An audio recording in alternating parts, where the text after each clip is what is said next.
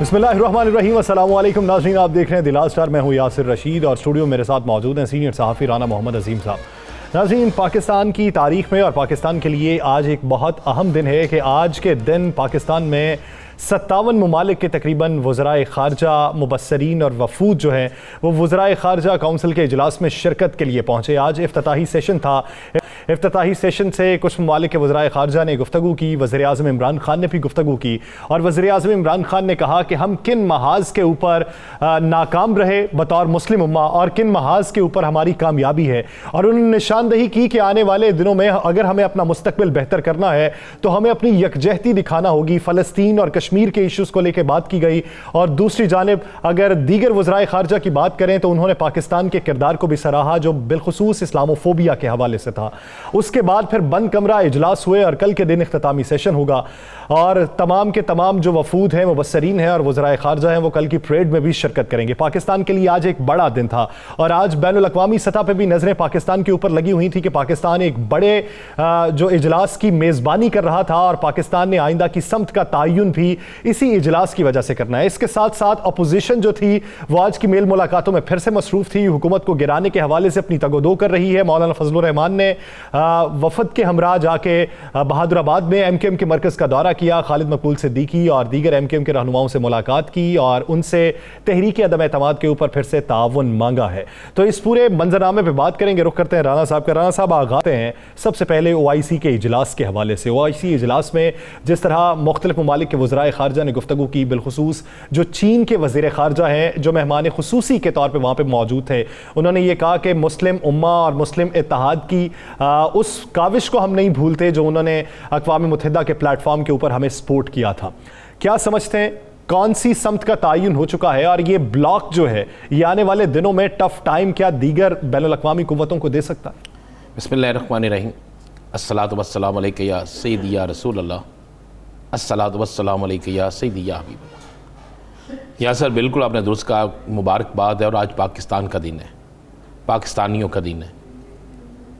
हम ये कह सकते हैं कि वो तमाम कुव्वतें, वो गैर मुल्की एजेंडे पे काम करने वाले या वो लोग जो कहते थे कि पाकिस्तान तन्हा रह गया है, आज ये साबित हो गया कि पाकिस्तान तन्हा नहीं है बल्कि पाकिस्तान ने पाकिस्तान के दुश्मनों को तन्हा कर दिया। या सर, पाकिस्तान के अंदर जितनी बड़ी तादाद में जितने ममालिक के वज़राए ख़ारजा आए, मुबस्सरीन आए और उसके बाद आज वज़ीर आज़म पाकिस्तान की तकरीर, एक मुस्लिम ब्लॉक बुलाने का ऐलान और उसके साथ चाइना जैसी सुपर पावर का इकरार करना, तो ये एक बात तो बड़ी क्लियर है सर।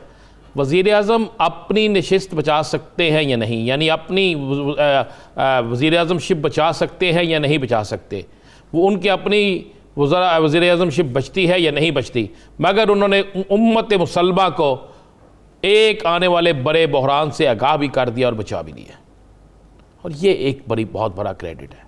देखिए, आज का दिन अगर आप देखें तो ज़रा आप इंटरनेशनल मीडिया उठा के देखें ना ज़रा। इंटरनेशनल मीडिया के अंदर इस कॉन्फ्रेंस को, OIC के इजलास को के हवाले से 2 दिन से क्या चल रहा था, भारत के अंदर क्या चल रहा था, इसराइली मीडिया पे क्या चल रहा था, अमेरिकी चैनल्स पे क्या चल रहा था, बरतानिया के चैनल्स पे क्या चल रहा था, पूरी दुनिया के आप चैनल्स उठा के देखें चल क्या रहा था। कोई ये सोच नहीं सकता था कि ऐसा ऐलान मुतवक्के होगा। हमारे मुल्क के अंदर सियासतदान कोई इस पूरी कॉन्फ्रेंस को अफ़गानिस्तान से मनसूब कर रहा था, कोई इस कॉन्फ्रेंस को किसी और जगह से कर रहा था, लेकिन आज पाकिस्तानियों का सर भी फ़ख्र से बुलंद हो गया। आज पाकिस्तान जो है उसने साबित कर दिया कि पाकिस्तान तन्हा नहीं है और उम्मत मुसलमा के तमाम ममालिक जो हैं वो पाकिस्तान के साथ खड़े हैं और पाकिस्तान उनके साथ खड़ा है। और या सर, इससे आपको एक बात बता दूँ, पाकिस्तान का कद बढ़ गया, पाकिस्तान बढ़ गया। शायद इंटरनेशनल कुव्वतें जो किसी सूरत में भी ये नहीं चाहती, नहीं बर्दाश्त करती कि कोई इस्लामी ब्लॉक बने, जो नहीं बर्दाश्त करती कि मुसलमान मुत्तहिद हों, जो नहीं बर्दाश्त करती कि मुसलमान जो हैं वो एक हो जाएं, फ़लस्तीनियों को आज़ादी मिले, कश्मीरियों को आज़ादी मिले, जो नहीं चाहते कि मुस्लिम ममालिक के अंदर फसादात, दहशतगर्दी जो है जो वो करवा रहे हैं वो ख़त्म हो, तो वो कभी भी नहीं चाहेंगे कि इमरान खान जैसा एक लीडर जो है, मुझे आज इसलिए कहना ये पा रहा है यासर साहब, क्या वजह है? आपने पिछले दिनों ये बात की थी कि वज़राए ख़ारजा इजलास की अगर मेज़बानी पाकिस्तान कर रहा है वज़ीर आज़म इमरान खान तब तक वज़ीर आज़म है, तो ये कैसे मुमकिन है कि वो आने वाले दिनों में वज़ीर आज़म ना रहें जब समत का तयन होना है? तो फिर आज ख़यालात में ये बदलाव, आपको क्या लगता है कि क्या चीज़ तब्दील हुई? तब्दील ये हुई चीज़, मैं आपको बड़ा क्लियर बात कह देता हूँ। आज की इस तकरीर और कल के और आज के प्रोग्राम और कल आने वाले प्रोग्राम के बाद क्या कोई शख्स ये तसव्वुर करेगा कि इमरान खान को ख़त्म होना चाहिए, उनकी वज़ारत उज़्मा वक्त से पहले ख़त्म होनी चाहिए? वो सिर्फ पाकिस्तान के लिए नहीं, वो आलम इस्लाम के लिए भी एक है ना, वो तमाम मुस्लिम वाले को इकट्ठा करने के लिए भी है ना, वो इस्लामी फोबिया जो है उसके हवाले से भी तो है ना। ये बहुत सी चीज़ों के लिए अब इमरान खान है। अब अगर उसको हटाया जाता है तो मैं इसलिए ये कह रहा हूँ कि कुछ बहुत से हलकों से मेरी बात हुई तो उन्होंने कहा कि भाई इंटरनेशनल एस्टेब्लिशमेंट इस कदर मुतहर्रक हो गई है, पहले मुतहर्रक थी लेकिन अब इंतहाई पोजीशन पे चली गई है और इस कदर मुतहर्रक हो गई है कि उन्होंने फैसला कर लिया है कि जो मर्जी हो जाए इमरान खान वज़ीर आज़म नहीं रहेंगे। इसके लिए वो हमारी किस सियासी जमात को, किस मजहबी जमात को, किस ग्रुप को, किस फ़िक़े को, मैं किसी का नाम नहीं लेता, किसको किस तरीके से इस्तेमाल करेंगे, कितनी इन्वेस्टमेंट पाकिस्तान में की जाएगी, कितने लोगों को इसमें इस्तेमाल किया जाएगा, किस किस जगह किस किस को किस किस तरीके से लाया जाएगा, क्या क्या किया जाएगा, ये आपको नजर आना शुरू हो जाएगा। बात कहना आसान है लेकिन ये आप देखें कि अगर इस तरह इंटरनेशनल एस्टैब्लिशमेंट के आप एजेंडे पे काम करें तो फिर आप पे रियासत से गद्दारी, जमहूरियत से गद्दारी, सियासत से गद्दारी कहलाती है। क्या आपको नहीं पता? पाकिस्तान के अंदर एक निगरान वज़ीर आला पंजाब जो थे, उनका तल्लुक किससे था? है हमारी ही बरादरी से। आपको नहीं पता? क्या नहीं पता कि बहुत से साबका द्वार में बहुत से लोग बहुत सी जगहों पे बहुत से लोगों से रिश्तों के हवाले से पकड़े गए? हक्कानी साहब का क्या तल्लुक था? हक्कानी साहब किस मुल्क के थे? हक्कानी साहब किसके सफ़ीर रहे थे? जहाँ पे बैठे हुए हैं। नहीं, उससे पहले कहाँ पे थे? इसके पाकिस्तान की सियासत में उनका क्या रोल था? पाकिस्तान के अंदर एक सबायत का उन्होंने नारा लगाया था, याद है? अगर आप सियासत के रोल की बात करें तो पीटीआई की दारे हुकूमत के अंदर बेशतर वज़रा ऐसे रहे हैं जिनका पाकिस्तानी सियासत से रोल ही नहीं रहा। मैं कह रहा हूं, चाहे वो पीटीआई के हो, चाहे मुस्लिम लीग के हो, चाहे काफ लीग के हो, चाहे पीपल्स पार्टी के हो, चाहे जमीयत उलमा, किसी भी सियासी जमात से हो। अब मामला कुछ और है यासर। अब मामला आपने कहा ना रियासत से गद्दारी, किसने रियासत से, कितने सियासतदान है जिन्होंने रियासत से गद्दारी नहीं की?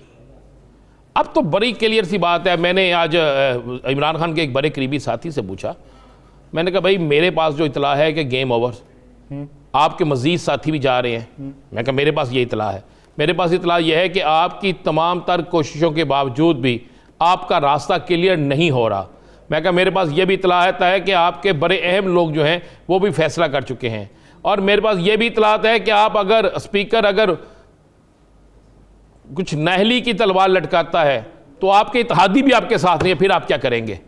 ये सारी चीज़ें मैंने कहा मेरे पास बड़ी मुसद्दक़ा इतलात है कि आपके इत्तेहादी, आपको मेन इत्तेहादी जो बड़े हैं वो आपको छोड़ के जा रहे हैं। फैसला हो गया, 25 को ऐलान हो जाएगा, 25 या 26 को।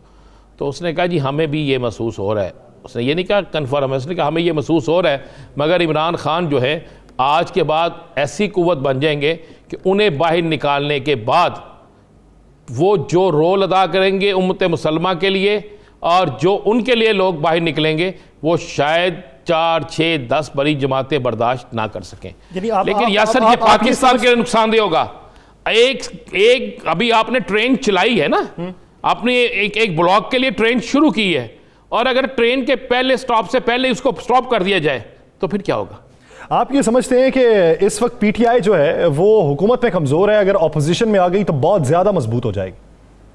देखें, जो बिल्कुल आप दुरुस्त कह रहे हैं, अवामी तौर पे मजबूत हो जाएगी। मैं आपको ये एक और निशानदेही कर देता हूँ, जो कुव्वतें इंटरनेशनल इस्टेब्लिशमेंट, गैर मुल्की कुव्वतें जो इनको फरागत इनकी कराना चाह रही हैं, वो इनके अंदर एक बड़ा गैप डालना चाह रही हैं।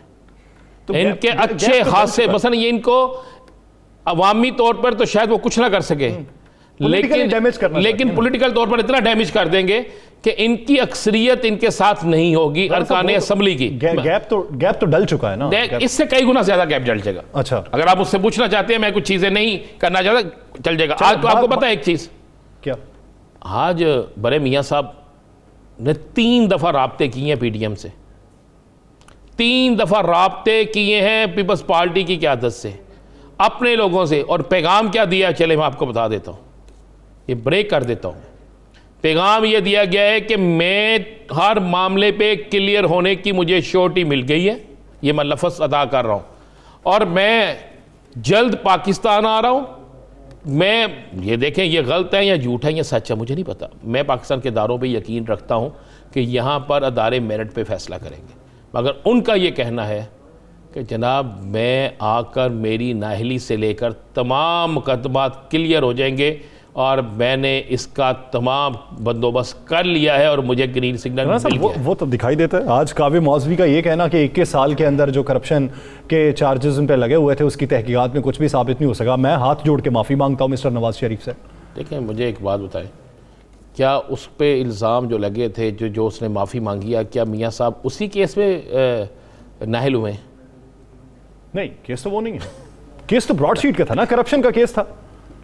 तो मुझे बताएं फिर, ये मैं आपको कह रहा हूँ, एक तो मुझे समझ नहीं आती, लोगों के ज़मीर बड़ी देर से जागते हैं।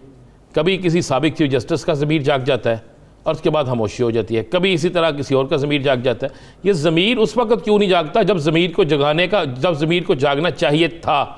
ये उसी वक्त क्यों जागता है जब वो देखते हैं कि हालात उनके जिसके लिए जागना ज़मीर, हालात उनके लिए बेहतर हो रहे हैं। ज़मीर तो तब जागेगा ना राणा साहब, ज़मीर तब जागता है ज़मीर जब जागेगा या आपको कुछ ये पता हो कि आप खतरे में हैं। हाँ बस तब जागता है। बस मैं आपको ये बता दूं कि ये पैगाम आज भरे साहब की तरफ से आया। अच्छा। और उस पैगाम के बाद तैयारियां शुरू हो गई हैं। 2 तैयारियां हो रही हैं, एक लॉन्ग मार्च, अदम एतमाद, और दूसरा आज कह दिया गया मियाँ साहब के इस्तकबाल की भी तैयारी करें। इसलिए उन्होंने ये भी कह दिया है कि अब जो पोस्टर जाएगा लॉन्ग मार्च में उस पर सबसे बड़ी और वाज़ेह तस्वीर मियाँ साहब की होगी। अच्छा यार सर, अब आप क्या कहते हैं, अब जो लोग चाहेंगे कि इमरान खान आउट हो वो फिर उसी को लाना चाहेंगे ना जिनसे वो अपनी मर्ज़ी मशावरत के मुताबिक करें। और खुदा न हास्ता ये इस्लामी ब्लॉक का ये जो एक फ़ैसला या ना कह सकती हैं या राय कह सकती है या जो एक मशावरत कह सकते हैं, अगर ये खुदा न हास्ता ख़त्म हो गई तो फिर हम पे मुसल्लत वो रहेंगे जो हमें हमेशा ग़ुलाम समझते हैं, जो हमें हमेशा हकीर समझते हैं, जो हम पर दहशत गर्दी का भी इल्ज़ाम लगाते हैं, हमें बुरा भी कहते हैं, हमें मारते भी हैं और मारने के बाद हमें रोने भी नहीं देते। ये होगा यासर। मैंने आपको 3 चीज़ें, मैं आपको कह रहा हूँ गेम ओवर। इत्तेहादी आपके साथ नहीं रहे, 25 को या 26 को ऐलान कर देंगे। आपके जितने लोग बागी हैं, झूठ बोल रहे हैं बहुत से लोग के उनके उनमें से 7 या 8 वापस आ रहे हैं, कोई वापस नहीं आ रहा। 7-8 से ज़्यादा लोग जा रहे हैं क्योंकि जो कुव्वतें आपके पीछे पड़ी हुई इंटरनेशनल माफिया वो आपको नहीं रुके। ये खबरें कौन फैलाता है कि कुछ मुनहरिफ अराकीन वापस आना चाहते थे, उनके माँ बाप ने भी गालियाँ दी हैं उन्हें, मिन्नत समाज दूसरी तरफ भी की है वापस ले लें, वापस आने लगे हैं तो सिंध हाउस वालों ने पकड़ के बिठा लिया, उन्होंने कहा नहीं जाना वापस। टेलीफोन मौजूद है उनके पास, ये मोबाइल फ़ोन मौजूद है ना उनके पास। एक कॉल करे मीडिया को, एक व्हाट्सअप करे, एक ट्वीट कर दे, उसके बाद कोई रोक सकेगा? यार सर हम कोई अब पत्थर की दुनिया में तो नहीं रह रहे यार, हम किसी रेगिस्तान में जहाँ कोई दुनिया की किसी चलती बात तो नहीं रह रहे। पकड़ के बिठा लिया, क्या वो ले ले हैं क्या है वो? कहते नहीं काका उन नहीं जान देना। वो एक देखें तगड़े लोग हैं वो सारे। मैं फिर कह रहा हूँ कि उन तगड़ों को, जिन तगड़ों ने जो तगड़ा किया है वो नहीं चाहते। और इमरान खान की आज की तकरीर जो है इमरान खान को एक मज़ीद बड़ा लीडर बना गई है। इमरान खान जो है वो एक उम्मीद बन गए हैं। इमरान खान जो है वो उम्मत मुसलमा मौजूदा हालात में उनके लिए एक हीरो का किरदार अदा कर रहे हैं।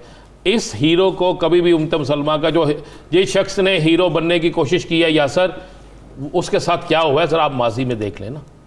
आप ज़रा गौर करें ना, जब जुल्फ़िकार अली भुट्टो शहीद जो थे, जब वो सारा काम करके आए थे तो पाकिस्तान के अंदर कितनी सियासी जमातों ने अचानक इत्तेहाद बना लिया था। आज भी वही इत्तेहाद है ना, आज भी वही कुछ लोग इत्तेहाद में शामिल हैं। आप ये कह रहे हैं कि वक्त एक बार फिर से खुद को दोहरा रहा है। वक्त दोहरा चुका है। मैं तो कह रहा हूँ 25 के बाद 24 तो फिर अगर पाकिस्तान की पूरी सियासत देखी जाए तो वो तो हर 3 साल बाद खुद को दोहराती जो है वो लास्ट ओवर्स हैं और खान साहब के इनिंग्स के लास्ट ओवर्स हैं जो मुझे नजर आ रहा है। अगर हाँ एक चीज़ है, अगर ये इत्तेहाद जो यहाँ मौजूद जो बन गया है या जो बनने जा रहा है मुस्लिम उम्मा का, अगर ये इत्तेहाद रहा और अगर इनका प्रेशर रहा, अच्छा, तो फिर शायद खान साहब जो है वो उससे बच जाए। लेकिन उम्मत सारी मुस्लिम उम्मत जो है, जो उनके वज़रा है, वो वज़रा ख़ारजा या हुकूमतें तो साथ खड़ी हो जाएंगी। लेकिन अब कुछ अपोजिशन इतने दूर जा चुकी है, इतनी दूर जा चुकी है, मुझे उनकी वापसी का रास्ता अदम इत्तेमाद की कामयाबी के बगैर नज़र ही नहीं आ रहा। और भाई बरतानिया में सूटकेस जो है वो तैयार है, हर चीज़ है। और आज मौलाना साहब के पास भी स्कोर पूरा है, पीपल्स पार्टी के पास भी स्कोर पूरा है, नून लीग के पास भी पूरा है। अपोजिशन अपने हदफ से पहले वापसी का रास्ता नहीं अपनाएगी, ऐसे इशारे दिखाई देते हैं। नाज़रीन, सियासी मंजरनामे पर मजीद भी बात करेंगे। एक ब्रेक के बाद हमें ज्वाइन करेंगे वज़ीर आज़म के मामले खुसूसी बराए सिंध अरबाब गुलाम रहीम साहब। कहीं नहीं जाइएगा, स्टे विद अस।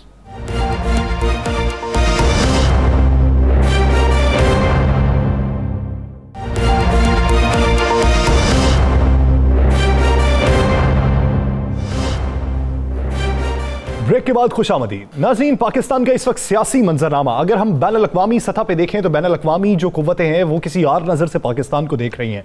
वो देख रही हैं कि पाकिस्तान एक बहुत बड़े इजलास की मेज़बानी कर रहा है। वो ये देख रही हैं कि पाकिस्तान आने वाले दिनों में अपनी समत का तयन कर चुका है। वो ये भी देख रही हैं कि पाकिस्तान अगर इसी तरीके से मजबूत होता रहा तो पाकिस्तान का इन्फ्लुएंस बैनुल-अक़वामी सतह पर बहुत बढ़ता जाएगा। ये तो है बैनुल-अक़वामी सतह के ऊपर। लेकिन अगर अंदरूनी सियासत की बात करें तो अंदरूनी सियासत के ऊपर आम आदमी की बात करें तो आम आदमी यह देखता है हुकूमत रहेगी या घर चली जाएगी। अपोजिशन यह समझती है कि हुकूमत तो घर जाएगी, उसके बाद हम बरसर इक्तदार आएंगे और हम खुशहाली की तरफ गामजन करेंगे। एक आम आदमी की सोच यह है कि पाकिस्तान तहरीक इंसाफ ने बैनुल अक़वामी सतह पर अपनी जो खारजा पॉलिसी बनाई है और जिस तरह वो बयान करते हैं वो तो बहुत मुनज़्ज़म है और उससे हमें मुस्तकबिल में मुस्बत इशारे दिखाई देते हैं। लेकिन अपोजिशन यह कहती है कि 3 साल के अंदर, 3.5 साल के अंदर खारजा पॉलिसी को बदतरीन बहरान का शिकार बनाया और वो मुमालिक जो हमारे दोस्त थे उनको हमसे दूर कर दिया। ये अपोजिशन की नजर है, एक हुकूमती नजर है, एक आम आदमी की नजर है। इस पूरे सियासी मंजरनामे में बात करने के लिए हमें ज्वाइन किया है वज़ीर आज़म के मामले खुसूसी अरबाब गुलाम रहीम साहब ने। अरबाब साहब, बहुत मशकूर है आपके वक्त के। अरबाब गुलाम रहीम साहब, इससे पहले पाकिस्तानी सियासत के ऊपर आऊं, बैनुल-अक़वामी सतह पे जो नजर बैनुल-अक़वामी कुव्वतें पाकिस्तान पे रखे हुए हैं उससे बात का आगाज करते हैं। क्या समझते हैं OIC वज़राए खारजा का आज का इजलास, उसके अंदर जिस तरह गुफ्तगू हुई, पाकिस्तान की काविशों को सराहा गया, आने वाले दिनों में ये इस्लामिक ब्लॉक जो है ये किस हद तक मुनज़्ज़म हो सकता है और इसे हम फाल रख सकते हैं? देखें जी, आज के इजलास में मैं खुद भी था और एक तो बड़ी खुश आइंद बात है कि सारे इस्लामी ममालिक आए, किसी ने कोई उसमें वो बहानेबाजी नहीं की।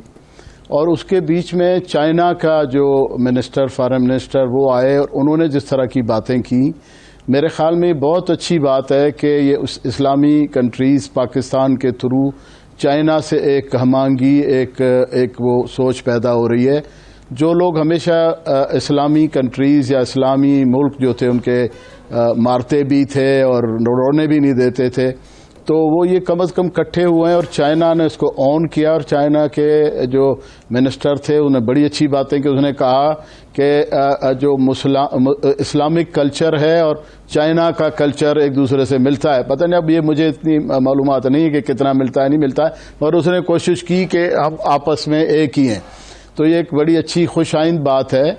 और जो दूसरी बात आप कह रहे थे ना, इसके पीछे मैं समझता हूँ काफ़ी दिनों से, क्योंकि ये इजलास जो है ये 1 साल से जो है ये इस्लामी जो वज़रा का ये जो है ये रखा गया था। एंड टाइम पे आप देखें, इसको सबोटाज करने के लिए हमारे जो अपोजिशन पार्टीज़ हैं उन्होंने ये जो है ना नो कॉन्फिडेंस मोशन डाला और इन्हीं दिनों में कैलकुलेट करके और उस पर ज़िदबाजी भी कर रहे थे कि ये ना हो, इसको पोस्टपोन करें, इसको ये करें, हम होने नहीं देंगे। ये सारे इस किस्म की बातें की। हालांकि मुझे तो इस बात का अफसोस है कि ये OIC का इजलास जो है जुल्फ़िकार भुट्टो साहब ने शुरू किया। उन्होंने एक इस्लामी कंट्रीज़ का एक किया था, मगर उनकी पार्टी ने इसको क्यों अपोज़ किया। और दूसरा, मैं हैरान हूँ मौलाना फजल रहमान साहब पे, जो एक दीनी जमात के जो है वो सरबराह हैं, उनको तो इसको सपोर्ट करना चाहिए था कि पाकिस्तान जो है इस्लामी कंट्रीज़ को इकट्ठा कर रहा है, चाहे कोई भी करे। इसमें आज इमरान खान हैं, कल नहीं होंगे। सही। दूसरों ने तो किया ही नहीं, मुसीबत तो ये है दूसरों ने तो किया ही नहीं। अच्छा, इसमें एक बात तो एक हमारे सिंध में एक जो है लतीफ़ा जो है कहते हैं लोग कि कोई आदमी बोस्की की पगड़ी पहन के मेले में गया तो वहाँ किसी ने झपटा मार के पगड़ी छीन के और भाग गया, रश में भाग गया और नहीं पकड़ सका। तो वापस जब आया तो किसी ने पूछा, बताएं कि आप मेले पे गए थे, क्या हालात थे, क्या खबर है मेले की? तो उसने कहा, कौन सा मेला? वो मेला तो लगा था मेरी पगड़ी छीनने के लिए। ये नो कॉन्फिडेंस हमें समझ नहीं थी इस बात की, और ये पूरी प्लानिंग पीछे से क्या था, मगर ये नो कॉन्फिडेंस सिर्फ ये OIC की वजह से हुआ है, उसको डिस्टर्ब करने के लिए हुआ है, इन दिनों में हुआ है, उस पर सख्त। अब देखा ना, मौलाना साहब ये कहते हैं कि प्राइम मिनिस्टर की कोई बात ना सुने, जो बाहर के मुल्क आए हैं वो ना कोई सुने, ये ना करे, एडमिनिस्ट्रेशन और इस्टेब्लिशमेंट ना सुने। यहाँ ये मीटिंग हो रही है, उधर मौलाना साहब क्या मैसेज दे रहे हैं। देखें जी, प्राइम मिनिस्टर जब तक नो कॉन्फिडेंस टेबल होने से तो प्राइम मिनिस्टर हट नहीं जाता है। अभी इस पे वोटिंग होनी है, प्रोसेस होना है, कोर्ट में चला गया केस, आखिरी घंटे आखिरी मिनट तक जब प्राइम मिनिस्टर जब तक बैठा है, he is a prime minister, और उसके जो कौमी मफादात हैं। और एक और बात बताऊं कि इमरान खान जैसा आज की तकरीर इमरान खान की जो है ना वो आइडियल तकरीर थी। मैंने तो पाकिस्तान के जो भी हमारे इलेक्टेड सरबराह थे उनकी ज़बान से ये टांगें कांपती हैं, को कांपें टांगती है निकल रहा होता है, तो उनकी तो वो तो 2 मिनट नहीं बोल सकते, हालांकि पढ़े लिखे हैं वो। उनके वालिद साहब की तो वैसे ही कहते हैं कुछ तो होता है, कुछ निकलता है कुछ। नवाज शरीफ साहब लिखी हुई तकरीर पढ़ते हैं, एक्स टेम्पोर, इस तरह से पूरी सिस्टमेटिक जिस तरह से बात की दीन पे, फॉरेन पॉलिसी पे इमरान खान साहब ने। मुझे तो अभी तक कोई ऐसा लीडर भुट्टो साहब के बाद, हालांकि हम मुखालिफ भी रहे हैं, मगर भुट्टो साहब के बाद ऐसा लीडर मुझे तो कोई नजर नहीं आया। ये स्टेट्समैन हैं और इसकी कदर करनी चाहिए हम पाकिस्तानियों को, हमारे सियासतदानों को। आज पाकिस्तान का दिन है और पाकिस्तानियों के लिए फ़ख्र का दिन है, और आज का दिन जो है वो पाकिस्तान को जो तनख्वाह देखना चाहते थे वो खुद तनख्वाह हो गई। जरा थोड़ा सा आगे चलते हैं। आपने जिस नहीं तो फिर क्या, अगर फ़ख्र वाला दिन है तो हमारे सियासी लोग क्या कर रहे हैं? अगर मैं उसी तरफ आ रहा हूँ, मैं उसी तरफ आ रहा हूँ। और बाब गुलाम रहीम साहब, आपने कहा कि ये सिर्फ अदम एतमाद इस OIC के हवाले से थी कि OIC का इजलास ना हो या मुतनाज़ा बनाया जाए, ये कैसा किया जाए। अब तो ये इजलास हो गया, कल भी इंशाअल्लाह आगे पीछे भी कर सकते थे, बिल्कुल कल भी हो जाएगा। अदम एतमाद मगर जबरदस्ती हुआ, खुश सलूबी से नहीं हुआ। नहीं, अब आपकी जमात ने अदम एतमाद की तहरीक को रोकने या उसे नाकाम बनाने के लिए क्या हिकमत अमली बनाई है? कौन सा ऐसा तरफ का पत्ता है जो अभी तक आप शो नहीं कर रहे? देखें जी, जो बिकता है ना उसको कोई नहीं रोक सकता, और यहाँ बड़ी बड़ी कीमतें और कर देखें, ये कमाल नहीं है कि एक सिटिंग प्राइम मिनिस्टर कोई भी इस किस्म की हरकत नहीं कर रहा। हालांकि उसके पास 3 सूबे हैं, सेंटर है, इनके पास इन्वेस्टर्स भी हैं जो हमेशा पार्टी को जो है ना वो करते रहे, इन्वेस्टमेंट करते रहे हैं, वो भी हैं। उसके बावजूद प्राइम मिनिस्टर ने इस तरह की कोई हरकत नहीं की। और ये तकरीर उन्होंने जो कहा ना कि अगर मुझे वही धंधा करके जो अपोजिशन कर रही है, मुझे अगर इक़्तिदार बचाना है तो मैं लानत भेजता हूँ ऐसे हुकूमत पे और ऐसे इक़्तिदार पे। तो आप क्या समझते हैं कि ये कोई छोटी बात कही है उन्होंने?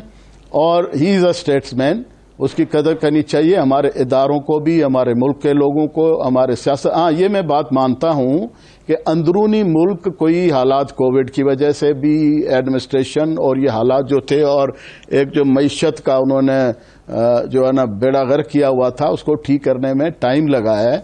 और एक नई जमात है, एक टीम नहीं है, जब आप ये कहते हैं कि एक काबिल सताइश बात यह है कि उन्होंने खरीदने की बात नहीं की, उन्होंने ये कहा कि जो बिकते हैं उन्हें बिकने से रोक कौन सकता है, तो फिर इसका मतलब ये है कि जो बिक रहे हैं वो तो चले गए, आपके नंबर्स तो कम हो गए। इस वक्त वजीर आजम ये सोच चुके हैं कि मैं ऐसा कोई हथकंडा इस्तेमाल नहीं करूंगा कि जिससे मुझे अपनी हुकूमत बचानी पड़े और खुद की जात को गंदा करना पड़े, तो वो ये सोच चुके हैं कि वो अपोजिशन बेंचेस पे बैठेंगे। देखिए, वज़ीर आज़म के जहन में क्या है, लाजमी उनके जहन में भी कार्ड्स होंगे, मगर फेयर कार्ड्स होंगे। ना वो पैसे चलाएंगे, ना किसी के पाँव पड़ेंगे, ना किसी को मिन्नत करेंगे।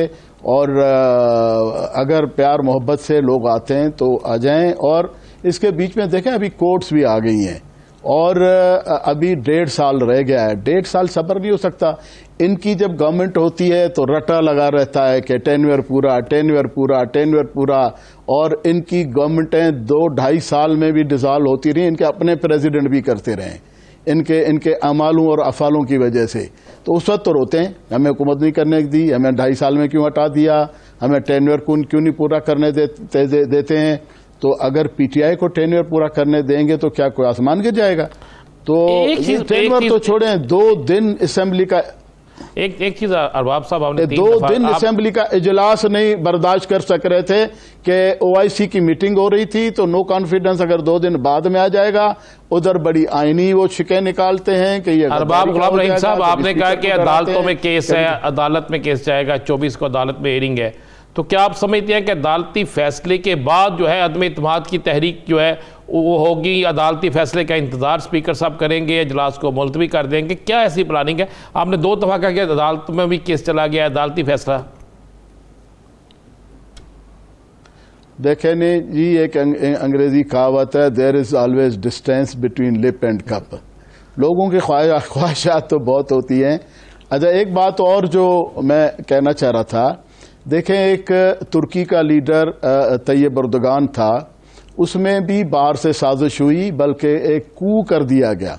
और वहाँ के लोगों ने क्या किया कि जब कू होने लगा तो वो टैंकों के सामने लेट गए और अपने लीडर को बचा लिया। तो अवाम पाकिस्तान के अगर समझते हैं कि ये हमारा लीडर जो है, इसकी ज़रूरत है पाकिस्तान को, तो उसके बचाने के लिए जो भी प्रेशर, अपोजिशन मॉरल प्रेशर, जो भी प्रेशर या उनके बात अरबाब गुलाम रहीम साहब, यहाँ तो बात इलेक्टेबल्स की है ना, टैंकों के सामने नहीं, मगर आप आवाम को, आप आम आवाम को बीच में मुलव्वस करेंगे तो फिर तो सूरत हाल खाना जंगी की तरफ जाएगी।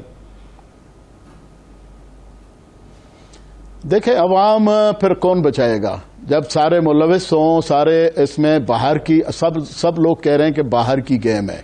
इसमें जो आज प्राइम मिनिस्टर ने एक ओआईसी का इजलास किया, हमें भी समझ आ गई है कि गेम बाहर की है, और ये इजलास नहीं होने देना चाह रहे थे, क्योंकि चाइना का ओआईसी के इजलास में आना, और ये कहाँ बर्दाश्त होता है ये वेस्ट के लोगों से, वेस्ट के मुल्कों से। तो उन्होंने तो कार्ड अपने, मौलाना साहब ने जिस तरह कहा कि ये जो आ रहे हैं फॉरेन मिनिस्टर्स जो आ रहे हैं, इनको इमरान खान को ऑनर नहीं करना चाहिए, हमारे इदारों को नहीं ऑनर, यहाँ तक ये लोग पहुँच गए हैं।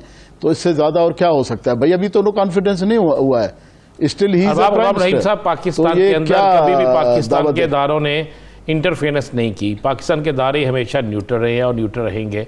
ये पाकिस्तान के अंदर एक खसूसियत है, पाकिस्तान के इदारे हमेशा, उन्होंने तो नहीं की, नहीं उन्होंने तो नहीं की, मगर इन्होंने कसर नहीं छोड़ी, इन्होंने कसर नहीं छोड़ी, बिल्कुल इन्होंने। देखिए, सियासी लोग इसी तरह करते हैं।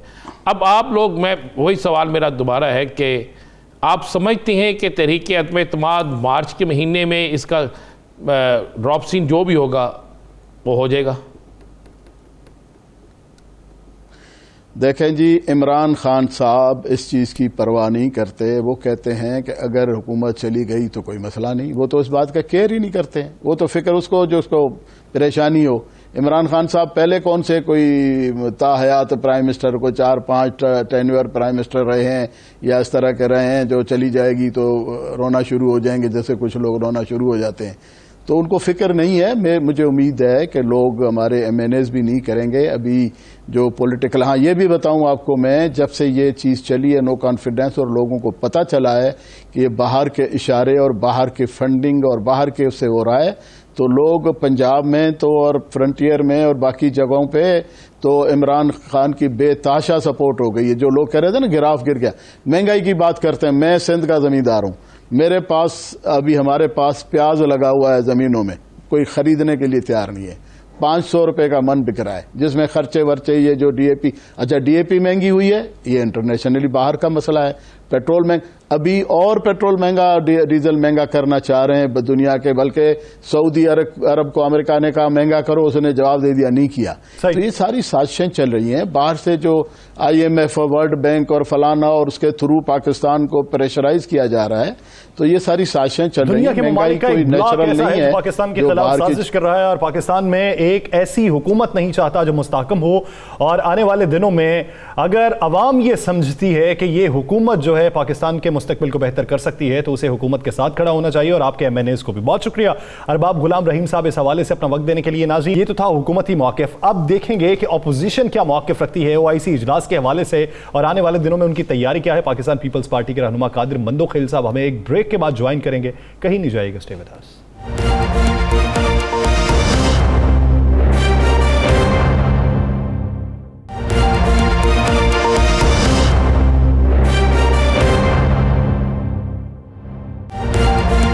ब्रेक के बाद एक बार फिर से खुशामदीद। नाज़रीन, हुकूमती मौक़िफ़ हमने सुना कि OIC का इजलास हो रहा है, इसके बाद मुस्तकबिल की समत का तयन किया जाएगा। लेकिन OIC के इजलास पर बहुत सी बैनुल अक़वामी क़ुव्वतें ऐसी हैं जिनकी आंखों में पाकिस्तान इस वक्त खटक रहा है। पाकिस्तान मज़ीद मजबूत और मुस्तहकम हो रहा है और मुस्लिम उम्मा का एक जो ब्लॉक बनाया है वो आने वाले दिनों में किसी भी ब्लॉक को टफ टाइम दे सकता है। यही चीज़ें बैनुल अक़वामी क़ुव्वतों को खटकती हैं और इसी वजह से वो साजिशें करने में मसरूफ़ हैं। ये हुकूमती मौक़िफ़ है, इस पर अपोजिशन का मौक़िफ़ भी ले लेते हैं। कादिर मंदोखेल साहब पाकिस्तान पीपल्स पार्टी के रहनुमा, उन्होंने किया। कादिर मंदोखेल साहब, बहुत मशकूर है आपके वक्त के।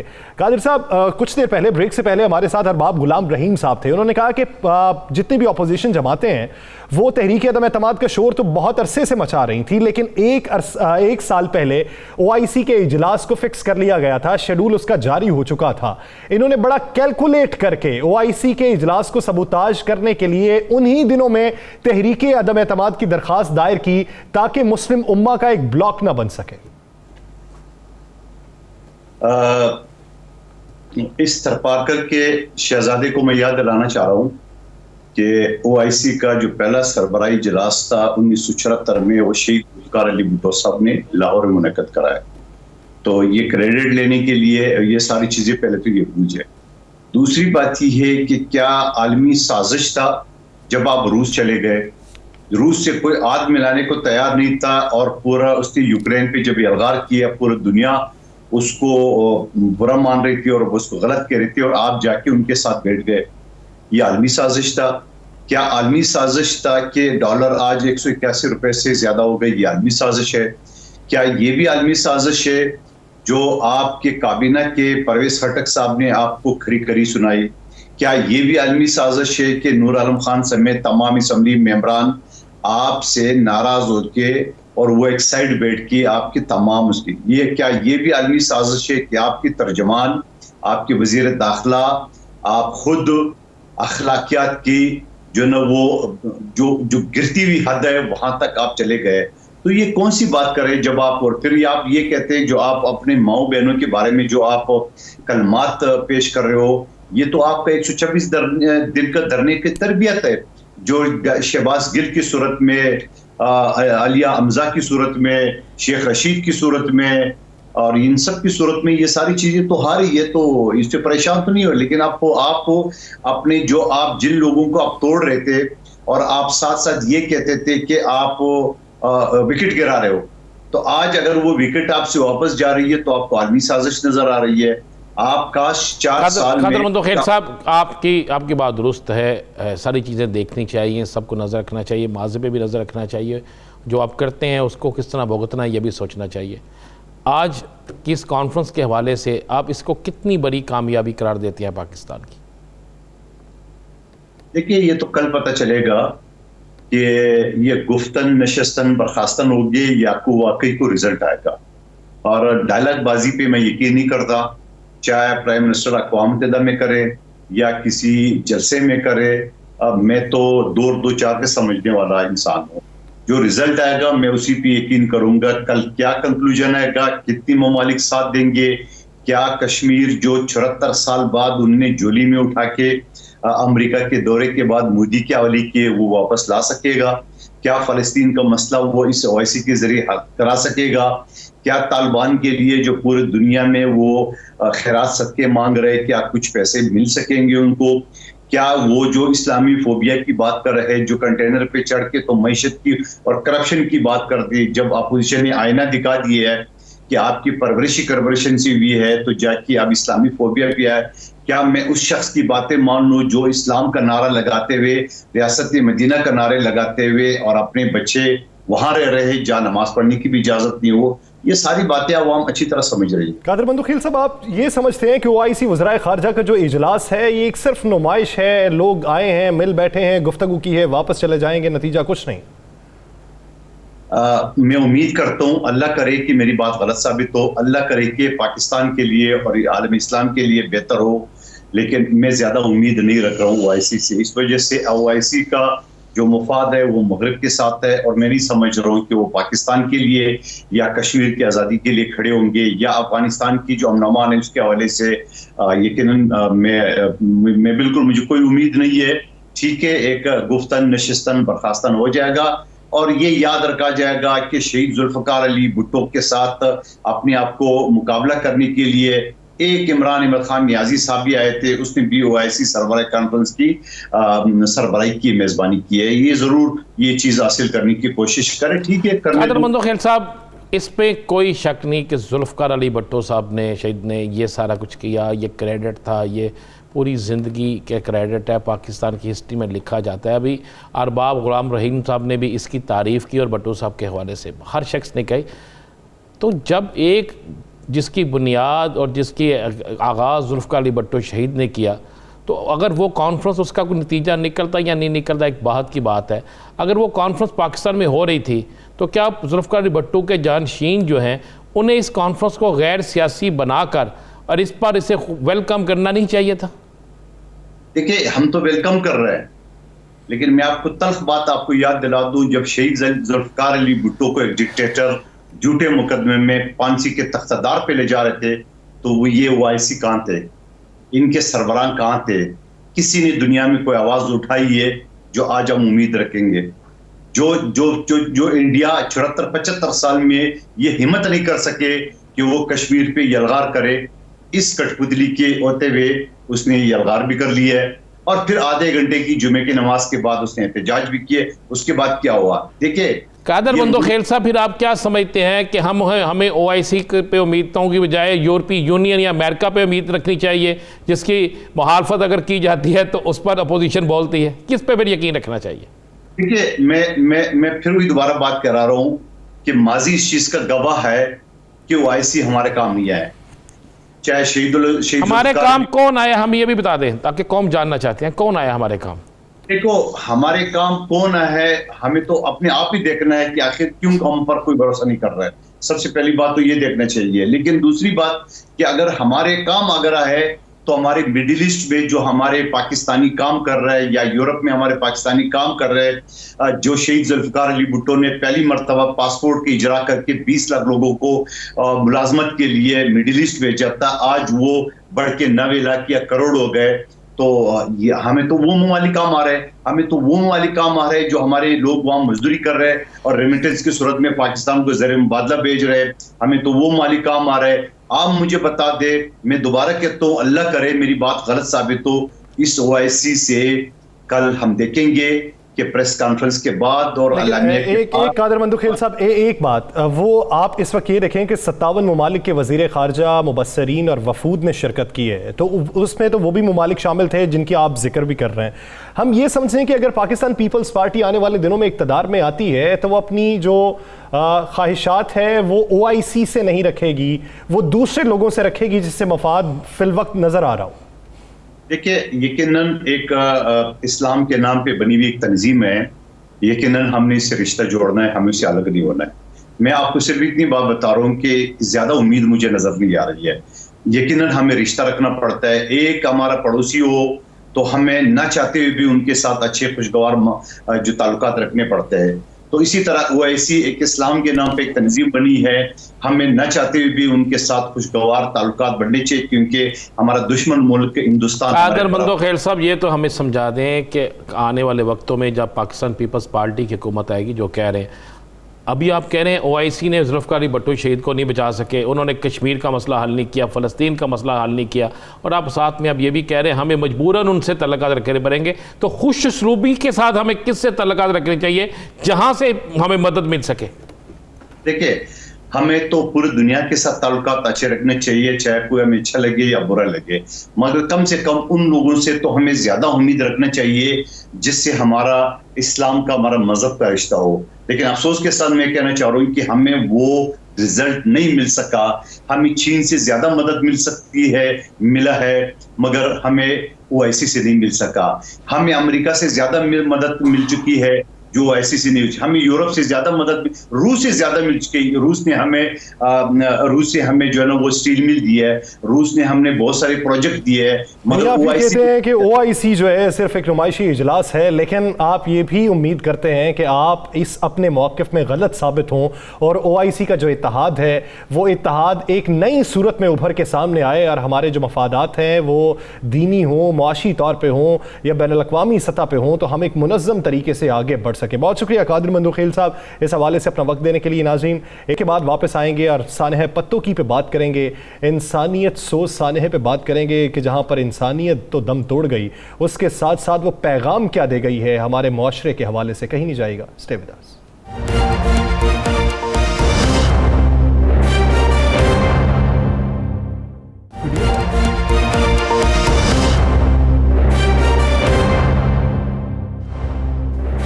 ब्रेक के बाद खुशामदीद। नाज़रीन, एक ख़बर आज रिपोर्ट हुई कि एक पापड़ वाला वो एक शादी की तकरीब में गया और इल्ज़ाम उस पर यह लगाया गया कि इसने जेब काटी है और बारातियों ने उसे तशद्दुद का निशाना बनाया और वो मौके पर ही दम तोड़ गया।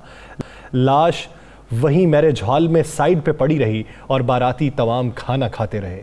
किसी ने उस लाश के हवाले से कोई अल्फाज नहीं अदा किए और किसी ने किसी को इत्तला तक नहीं की। इंसानियत इस हद तक गिर चुकी है और हम इस हद तक इंसानियत सोज मजालिम के ऊपर ख़ुद को खामोश तमाशाई बनाते हुए अच्छा महसूस करते हैं। उसके बाद FIR भी हुई, तहकीकात भी आगे बढ़ाई गई हैं, लेकिन इस वाक़े का एक दूसरा रुख भी जानेंगे। राना साहब की तरफ बढ़ते हैं। राना साहब, आम मजदूर, वो पापड़ वाला हो या जो भी हो, अगर वो चोर भी होता, चोर को भी इस तरह तशद्दुद से आप निशाना बना के एक पहले तो मावराए अदालत कत्ल करते और फिर इस तरह की बेहिसी, मामले का दूसरा रुख क्या है? या सर, पहले तो शोर मचा, पुलिस समेत तमाम लोगों ने कहा कि ये अशरफ जो है ये पापड़ वाला है, पापड़ वाला था और जेब कतरा था। नहीं, ऐसा नहीं था। वो गरीब घर का एक आदमी है। मैं आपको एक वीडियो दिखाता हूँ। वो बेचारा, जो भी शादी होती थी, वो 3 या 4 लोग उनको बेचारे शादियों के आगे आके डांस करते थे, भंगड़ा डालते थे और शादी वाले जो थे उनको खुश करते थे। ये मैं एक तस्वीर, हम एक वीडियो चल रही है, इस वीडियो में देखें, ये जो वाइट कपड़े जिसने पहने हुए हैं, ये जो डांडिया पकड़ के डांस कर रहा है, जो एक डांस होता है, ये एक शादी की तकरीब है। और जब भी कोई शादी की तकरीब होती थी उस पर ये जाता था। ये जो है अशरफ आपको नजर आ रही है। तो अब मुझे बताएं, ये बेचारा उस दिन भी, कल भी जब ये शादी की तकरीब में जाता है तो वहां पर भी ये भंगड़ा डाल रहा है और भंगड़ा डालकर शादी, जिसकी शादी है, उन लोगों की फरमाइश पर उन्हें खुश करता है और जब वापस में उनके पैसे अपनी डिमांड करता है या वो खुशी से को देने लगता है तो उस पर बहुत से लोग उसे मारते हैं। अच्छा, फिर मार चलेंगे, मारा, कोई झगड़ा होगा, मान ले कोई यही कह ले कि जिसको किसी की जेब को हाथ लग गया, उसको तशद्दुद करने के बाद उसकी लाश किसी तहखाने में नहीं है, उसकी लाश किसी साइड पे नहीं पड़ी हुई, उसकी लाश कितनी इतनी दूर नहीं पड़ी हुई कि जिस पे किसी को नजर ना आए। लोग वहीं पे बैठ के खाना खा रहे हैं। गौर करें, इन लोगों को, सारे वहां बैठ के खाना खा रहे हैं, उस मजलूम की लाश पड़ी है और बच्चे भी खेल रहे हैं, बड़े इंजॉय कर रहे हैं, हल्का सा म्यूजिक भी लगा हुआ है, वहां पर रुखसती भी होती है, वहां पर सारा कुछ होता है। या सर, FIR होती है 12, 14, 16, 20 लोगों पर। भाई FIR तो बनती है उस हाल में बैठे एक एक शख्स पर, उस हाल में बैठे एक एक शख्स पर, उस इलाके के SHO पर, उस वहां के SP पर, वहां के DPO पर बनती है। आप बताएं कि आप सोच सकते हैं, जानवर होते हैं ना, जानवर, एक जानवर मर जाए तो बाकी जानवर उसके इर्द गिर्द बैठ जाते हैं, उसे देखते हैं। और हम तो कहां पे चले गए कि एक शख्स की लाश पड़ी है, उसके ऊपर आपको पता मर चुका है, उसके ऊपर कपड़ा डाल दिया गया है, चेहरा उसका हाली है और आप पास बैठ के खाना भी तनावल फरमा रहे हैं। ये तक करने के लिए ग्वारा नहीं कर रहे कि उसको उठाएं, हॉस्पिटल ले जाएं, शायद उसकी कोई सांस चल रही हो, शायद कैसा मामला हो। और पुलिस के 4 मुलाजम उस शादी हाल में मौजूद होते हैं, कोई जुर्रत नहीं करता, वो अपने आते हैं, अपनी मंथली लेनी है, पैसे लेने, चले जाने हैं, उसका इसमें इस मामले में तल्ले की कोई नहीं होता। ये जब 92 पे हमारे पत्तों की रिपोर्टर जो हैं शहीन भारी, सबसे पहले वो जब इस खबर को ब्रेक करते हैं तो उसके बाद ख्याल आता है वज़ीर आला पंजाब को भी, ख्याल आता IG पंजाब को भी, ख्याल आता वहाँ पे सब लोगों को। लेकिन आपको यासर बताएं, जहाँ पर एक बेहिसी की इंतहा होती है पूरे शादी हाल के अंदर, एक शख्स भी उस लाश की तरफ तवज्जो नहीं देता। ये देखे ना किस तरह खाने खा रहे हैं, म्यूज़िक लगा हंस रहे हैं, बेचारे की लाश पड़ी है। तो वहाँ पे कसूर के, लाहौर के, ओकारा के इर्द गिर्द के जितने इलाके हैं, एक सियासतदान यासर, एक सियासतदान, एक आलम दीन का नाम लेने का, मैं बहुत बार मजहबी रहनुमा, कोई एक शख्स भी जो है वहाँ पे नहीं जाता। नाज़रीन, द लास्ट आवर से मुझे और राना अजीम साहब को दी इजाज़त। अपना बहुत सा ख्याल रखिएगा। अल्लाह ने के बाद।